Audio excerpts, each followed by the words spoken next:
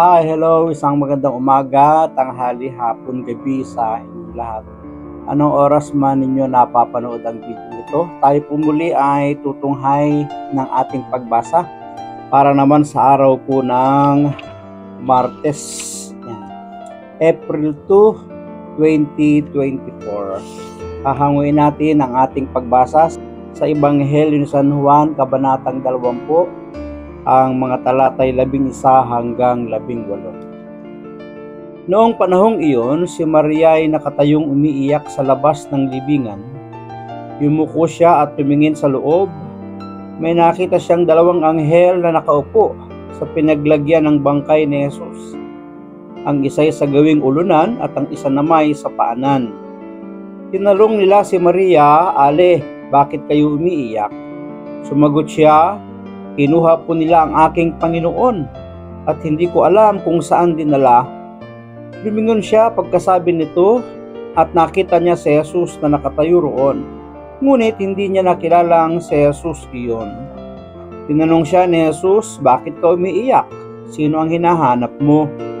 Akala ni Maria ay siya ang tagapag-alaga ng halamanan, kaya't sinabi niya, "Ginoo, kung kayo po ang kumuha sa kanya, ituro ninyo sa akin kung saan ninyo dinala at kukunin ko."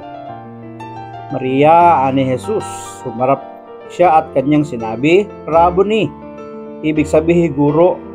"Huwag mo akong hawakan sapagkat hindi pa ako nakapupunta sa Ama," wika ni Jesus. "Sa halip, pumunta ka sa aking mga kapatid at sabihin mong aakyat ako sa aking Ama at inyong Ama, sa aking Diyos at inyong Diyos." Kaya't si Maria Magdalena ay pumunta sa mga alagad at sinabi, "Nakita ko ang Panginoon." At tuloy sinabi sa kanila ang bilin ni Jesus. Pagpalain po ng Diyos ang pagkabasa ng kanyang mabuting balita. Ang atin pong refleksyon or pagsasadiwa ay hahangin po natin sa Aklat ng Simbahay 2024. Si Maria ay nakatayong umiiyak sa labas ng libingan at nakita niya si Jesus na nakatayo roon, ngunit hindi niya nakilalang si Jesus iyon. Alam naman natin na ang kanilang sadya ay pahiran ng pabango ang bangkay ng ating Panginoon, ngunit nang sila'y dumating ay naratnan nilang walang laman ang libingan. Nang ibig sabihin ay nabuhay na maguli ang ating Panginoong Jesus. At ito hindi naalala ng kanyang mga alagad na siya'y muling mabubuhay sapagkat wala pang nangyaring ganoong kasaysayan o pangyayari na ang namatay ay muling nabuhay sa kanyang sarili lamang maliban kay Lazaro na sa pamamagitan ng ating Panginoong Jesus. Sadyang dumaraan ang tao sa mga pagsubok sa buhay, maaaring ganun yung kanyang sitwasyon ni Maria. Bahagi iyon ng ating buhay at bahagi rin ng ating pagkatao ang panlulumo, nawawalan ng loob, nangihina, nawawalan ng pag-asa, nakakalimot sa mga pangako ng Diyos sa kanyang mga salita na hindi natin napanghahawakan. Katulad ni Maria na hindi niya napanghawakan ang sinabi ng Panginoon na siya ang muling pagkabuhay.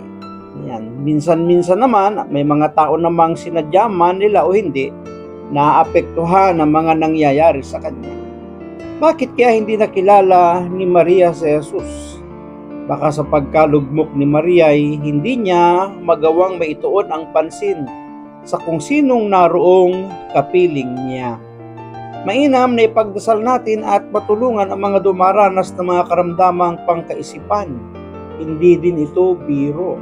Maaari kaya hindi nakilala ni Maria ang ating Panginoong Yesus sapagkat hindi niya nga inaasahang siya ay mabubuhay.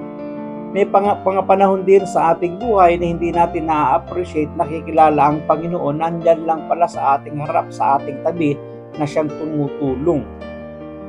Nang marinig ni Maria ang kanyang pangalan, nakatulong ito upang mapagtanto niya ang nasa kanyang piling ay ang Panginoong muling nabuhay, sapagkat siya'y tinawag sa kanyang pangalan, kaya maaaring naulinigan ni Maria ang tinig ng ating Panginoon, kaya nakilala niya kung sino yung tumawag sa kanya sa kanyang pangalan. Kay tamis pakinggan ang ating ngalan, bukod yan, kay tamis mapagtantong, may kahit isang nakakakilala sa ating pangalan. Kilala tayong lubusan ng ating Diyos, hindi dahil namumuli siya, bagkus dahil mahal niya tayo. Kaya nga sabi, di ba, tinatawag ng pastol ang kanyang tupa sa kanilang mga pangalan at kilala ng tupa ang tinig ng kanilang pastol. So yun yung maaaring naging pagkakakilala ni Maria kay Jesus nang siya'y tawagin sa kanyang pangalan.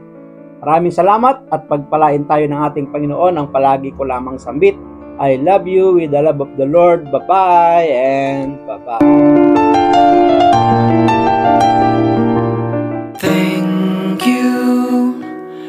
Thank you for your smile.